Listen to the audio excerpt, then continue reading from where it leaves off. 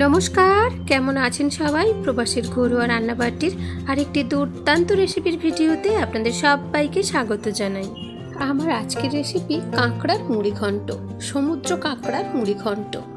আপনারা কাঁকড়া হয়তো সচরাচর ঝাল খেয়ে থাকেন, চলুন আজ বানাবো সমুদ্র কাঁকড়ার মুড়িঘণ্ট। ভীষণই সহজ পদ্ধতি এবং বাড়িতেই থাকা কয়েকটা মাত্র সামান্য উপকরণেই বানানো যায় এই সুস্বাদু কাঁকড়ার মুড়িঘণ্ট। আজ রেসিপির শুরুতে আপনাদের কাছে আমার একান্ত অনুরোধ, যদি আপনি আমার ভিডিওটি প্রথম দেখছেন কিংবা আমার চ্যানেলে আপনি প্রথম দর্শক, আপনার কাছে আমার একান্ত অনুরোধ, প্লিজ আমার চ্যানেলটি সাবস্ক্রাইব করে আমার পাশে থাকবেন। আর যদি আমার আজকের রেসিপিটি আপনার খুব ভালো লেগে থাকে তাহলে পারলে প্রিয়জনদের মধ্যে শেয়ার করতে ভুলবেন না যেন।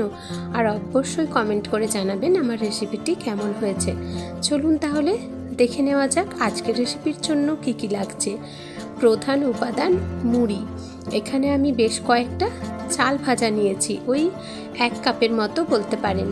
আপনারা চাইলে চিড়ে শুকনো কড়াই ভেজে নিতে পারেন। কয়েকটা গরম মশলা নিয়েছি, যেটা আমার ফোড়নে লাগবে। নিয়েছি বেশ কিছুটা আদা বাটা এবং রসুন বাটা। যেহেতু কাঁকড়ার পরিমাণটা আমার অনেকটা, সেই পরিমাণে মশলা নিয়েছি। পেঁয়াজটা আমি খুব পাতলা করে কেটে নিয়েছি। আপনারা চাইলে পেঁয়াজটা একটু থেতো করেও নিতে পারেন, তবে একেবারে গ্রেট করার দরকার নেই। কয়েকটা কাঁচা লঙ্কা নিয়েছি। আপনারা তো জানেনই যে আমার কাঁচা লঙ্কা ছাড়া রান্না অসম্পূর্ণ। আর নিয়েছি টমেটো কুচি। আর এই যে কাঁকড়া। আর কাঁকড়ার একটা বিশেষ বৈশিষ্ট্য আছে, কাঁকড়াকে অনেকটা সময় আগের থেকে বেঁচে রাখতে নেই, তাহলে কাঁকড়ার থেকে রস কিংবা জল জাতীয় জিনিসটা বেরিয়ে গেলে কাঁকড়া খুব একটা সুস্বাদু লাগে না। তাই জন্য আমি আগে কাঁকড়ার মুড়িঘণ্টের জন্য জোগাড় যন্ত্র করে নিয়েছি। এখন ভাঙবো কাঁকড়াগুলোর অবস্থা দেখেছেন? সত্যি আমার নিজেরও ভীষণ ভয় করে এইরকমই বড় বড় কাঁকড়াগুলি ভাঙতে, কিন্তু কি করব, আমার 2 ছেলে যে ভারী পছন্দ করে। আমারও পছন্দ, কিন্তু ভাঙতে বড্ড ভয় করি। যাক, অনেক কষ্টে লড়াই ঝড়াই করে এখন কাঁকড়াগুলো মোটামুটি ধাতস্থ করতে পেরেছি। এটি ভাঙলেই মোটামুটি 4টি কাঁকড়ার মধ্যে আমার সবগুলি ভাঙা হয়ে যাবে। আর এটি বড় ছিল বলে ভয়ে ভয়ে সবার শেষে ভেঙেছি।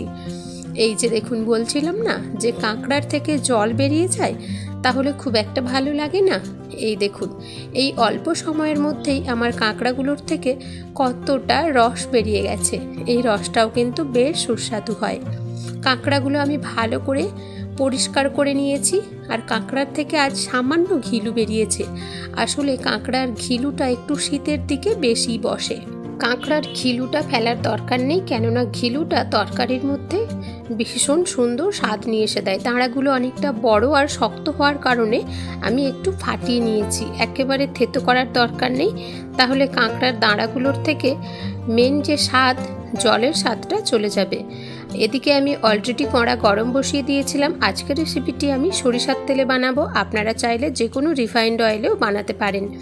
কাঁকড়াতে আগের থেকে হলুদ কিংবা লবণ মেখে রাখার দরকার নেই। গরম তেলের মধ্যে কাঁকড়াটা দিয়ে ওর ওপরে পরিমাণ মতো লবণ আর হলুদ দিয়ে মোটামুটি 2 থেকে 3 মিনিট নাড়াচাড়া করে নিলেই কাঁকড়া ভাজা হয়ে যাবে। কাঁকড়া অনেক বেশি ভাজতে নেই, চিংড়ি মাছের থেকেও কম সময় লাগে কাঁকড়া ভাজতে। গরম তেলের ওপরে আগের থেকে দেখানো গরম মশলাগুলি আমি হালকা থেতো করে নিয়ে ফোড়ন দিয়ে দিলাম। 30 থেকে 40 মিনিটের মতো গরম মশলা নাড়াচাড়া করে নিয়ে ওর ওপরে কুচিয়ে রাখা পেঁয়াজ দিয়েছি। পেঁয়াজগুলো একটু লাল লাল করে ভেজে নিতে হবে, জাস্ট বেরেস্তা হওয়ার আগে পর্যন্ত। পেঁয়াজগুলি হালকা লাল লাল হয়ে আসতেই আমি রসুন বাটা দিলাম। রসুন বাটা 1 মিনিটের মতো নাড়াচাড়া করেছি। গ্যাসের ফ্লেমটা এখন মিডিয়ামে রয়েছে। রসুন বাটা 1 মিনিট নাড়াচাড়া করে নিয়ে ওর উপরে আদা বাটা দিলাম, সঙ্গে টমেটো কুচি এবং সামান্য লবণ দিয়ে খুব ভালো করে নাড়াচাড়া করে নিয়েছি। টমেটোগুলো একেবারে গলে গলে আসছে, সেই সময় পরিমাণ মতো হলুদ এবং লঙ্কার গুঁড়ো দিয়ে দিলাম।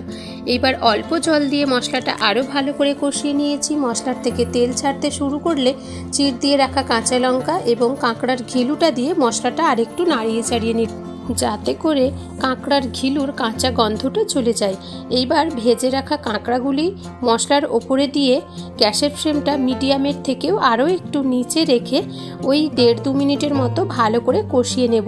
যেহেতু কাঁকড়ার থেকে জল বেরোনোর কোনো প্রশ্নই আসে না, শুধুমাত্র মশলার সঙ্গে কাঁকড়াটা ভালো করে কষিয়ে নিতে হবে, গ্যাসের ফ্লেম হাইতে দিলে চলবে না। এইবার 2 মিনিট পরে পরিমাণ মতো জল দিয়ে অল্প অল্প করে আমি কাঁকড়াটা খুব ভালো করে মশলার সঙ্গে মিশিয়ে নিলাম। ফুট ওঠার জন্য তরকারির আমি ঢেকে দিলাম। এবার চলুন ওই ভেজে রাখা চাল ভাজাগুলি সামান্য একটু গুঁড়ো করে নেব, অনেক গুঁড়ো করে ফেলার দরকার নেই। আধ ভাঙা করে নেওয়া চাল ভাজাগুলি ফুট উঠে যাওয়া তরকারির মধ্যে আমি ওপর থেকে ছড়িয়ে দিলাম। এইবার ভালো করে নাড়াচাড়া করে নেব। আর এই সময় দেখে নেব তরকারির ঝোলের লবণের পরিমাণ। এমনিতেই কাঁকড়ার মধ্যে লবণ ছিল, আর যেহেতু এক্সট্রা করে কোনো কিছু সবজি পড়ছে না, সেই জন্যে লবণের পরিমাণ এখানে খুব অল্প লাগবে। মুখের স্বাদ অনুযায়ী লবণটা এই সময় চেক করে নেব। মুড়ি থেতো করে দেওয়ার পরে আরও 2 মিনিটের মতো ফুটিয়ে নিয়েছি। আধ ভাঙা করা মুড়িগুলি তরকারির ওপর দেওয়ার পরে গ্যাসের ফ্লেমটা হাইতে রেখেই 2 মিনিট ফুটিয়ে নিয়েছি। তরকারিটা এখন যতটা ঝোল ঝোল আছে, তরকারিটা বন্ধ করে রাখতে হবে 5 থেকে 7 মিনিটের মতো। ওর পরে তরকারিটা আর এতটা ঝোল ঝোল থাকবে না। আপনারা চাইলে এই পর্যায়ে 1 চামচের মতো গরম মশলার গুঁড়ো অ্যাড করতে পারেন, কিংবা জিরের গুঁড়ো। আর আমি যেহেতু গরম মশলা ফোড়নে দিয়েছিলাম, এইসব তরকারিগুলিতে আমি খুব একটা গরম মশলা পছন্দ করি না, সেই জন্য এখন আর গরম মশলা দিলাম না। এখন এই যে ঝোল ঝোল ব্যাপারটা আছে, 5-7 মিনিট পরে কিন্তু এটা আর থাকবে না। কারণ কি, যেহেতু আমার এখানে মুড়ি দেওয়া আছে, মুড়িতে অনেকটাই রস টেনে নেবে। আর হ্যাঁ, আবারও বলছি, আপনারা চাইলে চিড়ে শুকনো খোলাতে মানে শুকনো কড়াতে চিড়ে ভেজে নিয়েও মুড়ির পরিবর্তে ব্যবহার করতে পারেন, সেক্ষেত্রেও কিন্তু সুস্বাদু দারুণ হয়। আমি কখনো কখনো চিড়ে দিয়েও বানিয়ে থাকি এই তরকারিখানা।